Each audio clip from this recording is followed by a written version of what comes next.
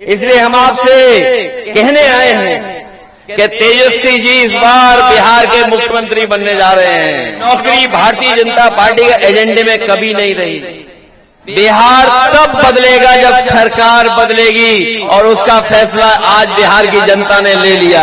हर तरफ मुझे इस बार महागठबंधन के पक्ष में समर्थन नजर आ रहा है, और ऐसा बिहार का चुनाव जो होने जा रहा है, देश ने शायद पहली बार ऐसा देखा होगा जहां जनता ने पहले से ही मन बना लिया है।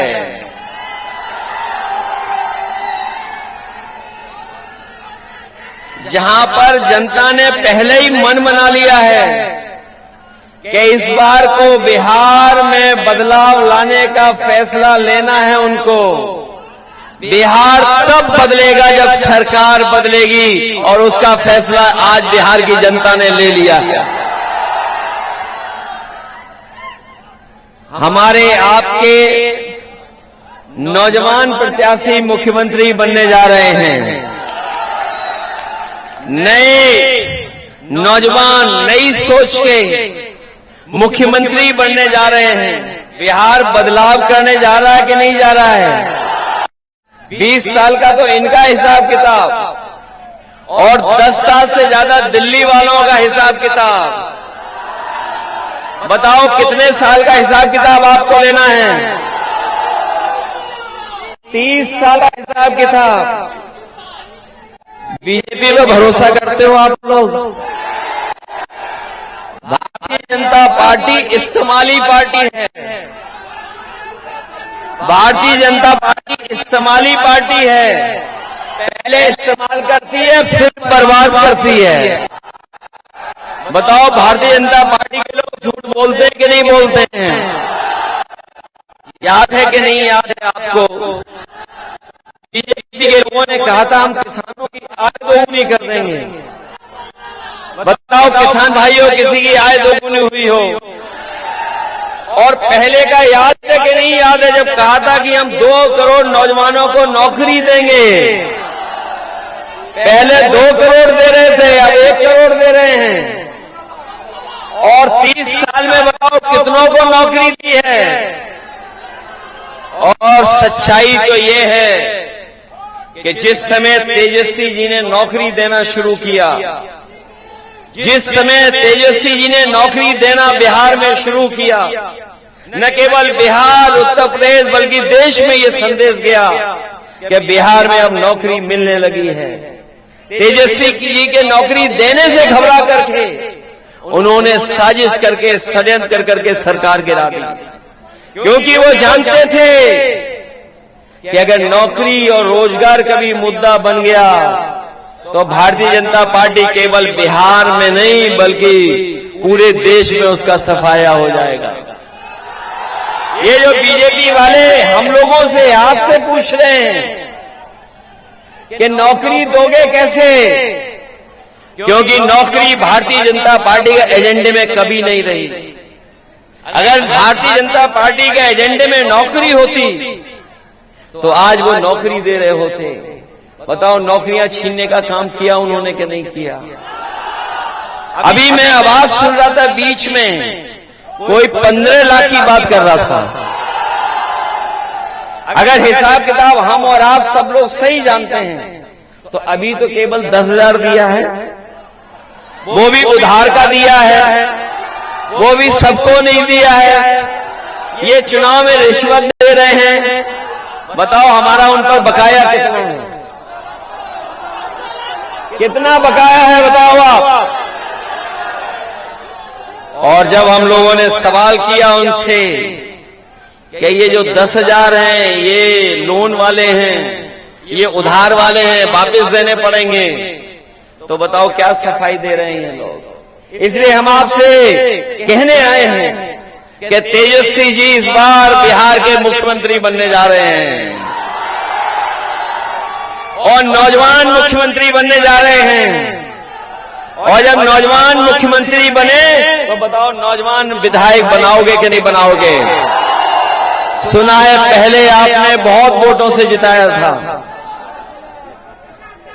पहले जिताया था बहुत वोटों से, इस बार उससे ज्यादा जिताओगे।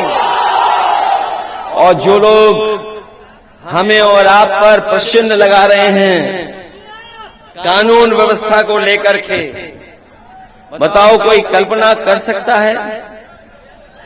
कोई कल्पना कर सकता है कि गाड़ी से टक्कर मार करके उसकी जान ले ली जाए, हत्या करा दी जाए? और ये जो पोस्टमार्टम रिपोर्ट दिखा रहे हैं, मैं उत्तर प्रदेश से चलकर आया हूं, पिछले भारतीय जनता पार्टी के कई वर्षों से सरकार देख रहा हूं। ये भारतीय जनता पार्टी के वो लोग हैं, नाम तो बदलते ही बदलते हैं, लेकिन ये पोस्टमार्टम की रिपोर्ट भी बदल देते हैं। क्या इनका भरोसा करोगे आप? जो लोग कानून व्यवस्था पे सवाल उठा रहे हैं, हम उनको कह करके जा रहे हैं कि तेजस्वी जी मुख्यमंत्री बनेंगे तो जो व्यवस्था उत्तर प्रदेश में हम लोगों ने पुलिस के लिए लागू की थी, हमारे पुलिस के लोग जानते होंगे, बिहार के इनके साथी वहां पर होंगे, पूरे देश की सबसे अच्छी व्यवस्था, खाने से लेकर के, गाड़ी से लेकर के, बिल्डिंग और सब इंतजाम किया था। और जिस तरीके से अमेरिका में पुलिस रिस्पांस सिस्टम काम करती है, वैसा ही उत्तर प्रदेश में हम लोगों ने लागू किया था। हम आपको भरोसा दिला के जा रहे हैं कि जिस तरीके से उत्तर प्रदेश में कहीं घटना होती थी, खेत पर झगड़ा हो जाए, गांव में झगड़ा हो जाए, किसी बात को लेकर के आपस में विवाद हो जाए, और अगर बात बढ़ जाए, अगर कोई फोन मिलाता था, तो उत्तर प्रदेश में जब समाजवादी सरकार थी, 5 मिनट के अंदर, 6 मिनट के अंदर पुलिस पहुंच जाती थी और मदद करने का काम करती थी पीड़ित का। ये इंतजाम किया था। और हमारे पुलिस के लोग जानते होंगे, बिहार के अगर इनके दोस्त वहां पर होंगे तो आप पता कर लो, 4000 के लगभग हमने गाड़ियां उनको पुलिस को दे दी थी, जिसमें मोटरसाइकिल भी थी, 4 व्हीलर भी थे। और हमारे यहाँ हेड कांस्टेबल इनोवा में चलता था। बताओ बीजेपी की सरकार में हेड कांस्टेबल काहे पे चल रहा है? काहे पे चल रहा है? उसको चलने के लिए डीजल पेट्रोल भी नहीं दे रहे ये लोग। इसलिए न केवल कानून व्यवस्था में हम लोग अपने अनुभव का लाभ देंगे, इसके साथ साथ बिहार का विकास और खुशहाली के रास्ते पर कैसे जाए, उस दिशा में हम लोग मदद करने का काम करेंगे। ये बीजेपी के लोग बड़े बड़े सपने दिखा रहे हैं, बता रहे हैं कि बिहार में इतना विकास किया है। हमें याद है, और आप लोगों ने भी वो वीडियो तस्वीर देखी होगी कि जिसमें प्रधानमंत्री अपने हवाई जहाज से सड़क पर उतर गए थे। वो सड़क उनकी नहीं बनाई हुई थी, सड़क उन्होंने नहीं बनाई थी, वो समाजवादियों ने बनाई थी। कि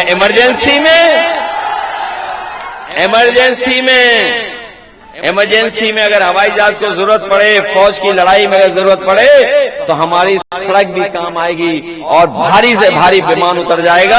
और हमारे देश के लिए एक मजबूत इंफ्रास्ट्रक्चर बनाने का काम किया था। और अगर बीजेपी के लोगों ने बनाया होता, ये बीजेपी के लोगों ने अगर बनाया होता, तो गुजरात में बनाई होती सड़क। बताओ गुजरात में कोई एक ऐसी सड़क बनी हो जहां हवाई जहाज उतर जाता हो, तो हमें बता दो एक भी। उत्तर प्रदेश में हम लोगों ने लैपटॉप दिया था। लैपटॉप इसलिए देता कि नौजवान अपनी पढ़ाई लिखाई कर करके, लैपटॉप से मदद लेकर के, दुनिया से जुड़ करके, आज क्या चीजें चल रही वो समझ करके अपनी रोजगार कर लें, नौकरी का पता कर लें, नौकरी मिल जाए, वो इंतजाम किया था। लेकिन जैसे ही बीजेपी की सरकार आई, लैपटॉप को बंद कर दिया उन्होंने। और लैपटॉप इसलिए बंद कर दिया क्योंकि हमारे जो मुख्यमंत्री हैं, उन्हें बंदरों से बहुत प्रेम है। और अगर हम कोई बात कह दें तो कहेंगे वो हनुमान जी हैं।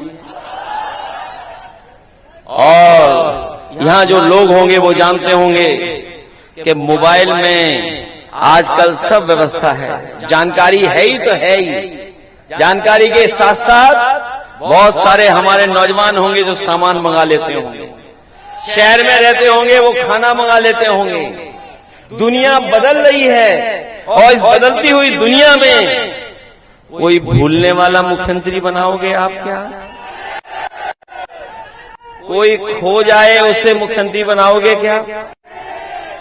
तो नए जमाने को समझने वाला नौजवान मुख्यमंत्री तेजस्वी को बनाओगे कि नहीं बनाओगे? बताओ आप बनाइए, मदद करिए और हम लोग भी उनको मदद करेंगे, जिससे विकास के रास्ते पर हम लोग जाएं। जो बात हमें समझ में आ रही है, यही समझ में आ रही है कि आने वाले समय में जब तेजस्वी हर परिवार को नौकरी देना शुरू करेंगे तो यहाँ के नौजवानों का पलायन नहीं होगा, भारतीय जनता पार्टी का पलायन होने जा रहा है। इस बार बिहार से बीजेपी बाहर होने जा रही है और इनके तो नक्षत्र भी खराब चल रहे हैं। जिनके लिए वोट मांगने गए थे अमेरिका में, कि अब की बात ट्रंप की सरकार जिनके लिए वोट मांग रहा था, वो भी आजकल नाराज हैं। वो भी नाराज हैं कि नहीं नाराज हैं?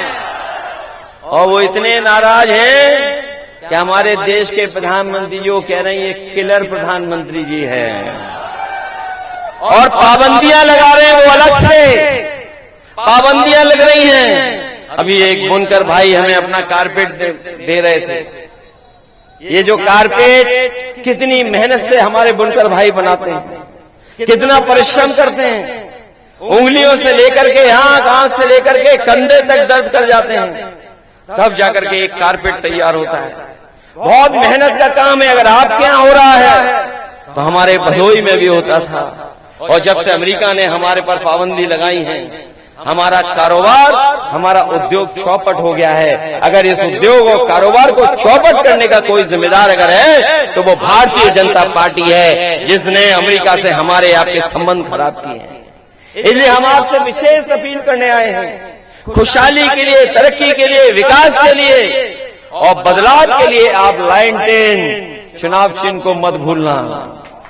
मदद करोगे आप लोग? अवध की हार बीजेपी को अभी तक भूल नहीं पाए हैं। अवध की हार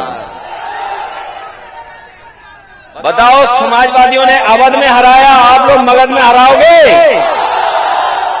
ये अवध में हारे हैं, इस बार मगध में भी हारने जा रहे हैं। बताओ हराओगे आप लोग?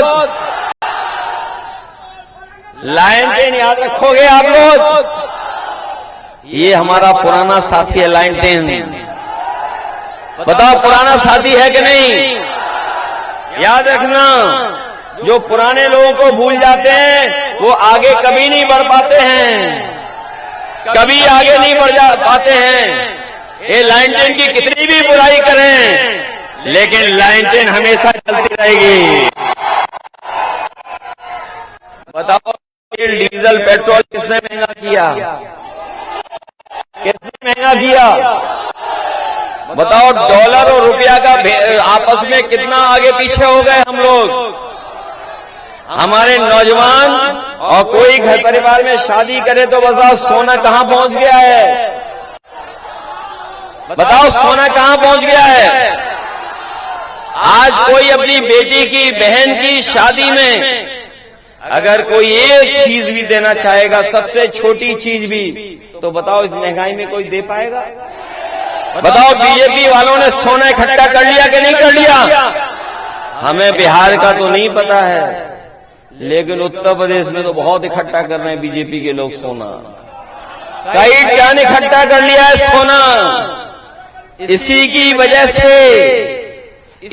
वजह से आज सोना महंगा है, क्योंकि बीजेपी के लोग अब बंडल में नहीं ले रहे हैं, सोना में ले रहे हैं। इसलिए इन बंडलबाजों का हिसाब किताब सिखाओगे कि नहीं सिखाओगे? ये जो महंगाई बढ़ा दी है उसका जवाब दोगे चुनाव में? इसलिए आप सबसे मैं विशेष मदद मांगने आया हूं कि इस बार आप लोग लाइन 10 और महागठबंधन को जिताने का काम करेंगे। जहां एक तरफ ऋषि कुमार जी को जिताएंगे, वहीं अमरिंदर कुशवाहा जी को मत भूलना। वो जिताओगे? इस बार ऐसा तालमेल, ऐसी टिकट वितरण हमने कभी नहीं देखा कि हर वर्ग को आज साथ लेकर के चलने का काम कर रहे हैं। ये जो लड़ाई हमारी चली आ रही है, जो न्याय के राज के साथ साथ सामाजिक न्याय की लड़ाई हमें पूरा भरोसा है इस बार कि न्याय के राज के साथ साथ समाज न्याय के भी, और कि हमारे जीविका बहनों को 30,000 रुपया महीने देने का काम न केवल उन्हें दिया जाएगा, बल्कि हमारी गरीब माताएं बहनें हैं जिनके जीवन स्तर कुछ है ही नहीं, गरीबी में हैं, उनके सम्मान के लिए भी 2500 रुपया महीना देने का काम होगा। ये बीजेपी वालों ने जो महंगे सिलेंडर दिए हैं, सिलेंडर कितना महंगा हो गया है, जब दिया था तो कितना महंगा था और आज कितने का हो गया। तेजस्वी जी ने किया है कि कहीं से भी संसाधन जुटाने पड़े, हम गरीबों को 500 रुपए में सिलेंडर देने का काम करेंगे। ये बीजेपी वाले हर चीज की महंगाई बढ़ा दिए हैं। जो सबसे बिस्किट था पार्ले जी, बताओ कितना छोटा पैकेट कर दिया है, कितना छोटा मिल रहा बाजार में, इसका जिम्मेदार कौन बताओ। इसलिए महंगाई के खिलाफ, बेरोजगारी के खिलाफ और अपनी बिहार को खुशहाली के रास्ते पे ले जाने के लिए लाइनटेन की मदद करना, एक एक वोट इन्हें जिताना, ये सौहार्द की जीत होगी, भाईचारे की जीत होगी, सामाजिक न्याय की जीत होगी, संविधान की जीत होगी, लोकतंत्र की जीत होगी। और सबसे बड़ी बात होगी कि बिहार में नई सोच के, नए विजन का, एक सकारात्मक सोच का मुख्यमंत्री बनने जा रहा है तेजस्वी यादव। उसकी मदद करने का काम करना। बहुत बहुत धन्यवाद, बहुत बहुत बधाई देता हूं मैं आपको।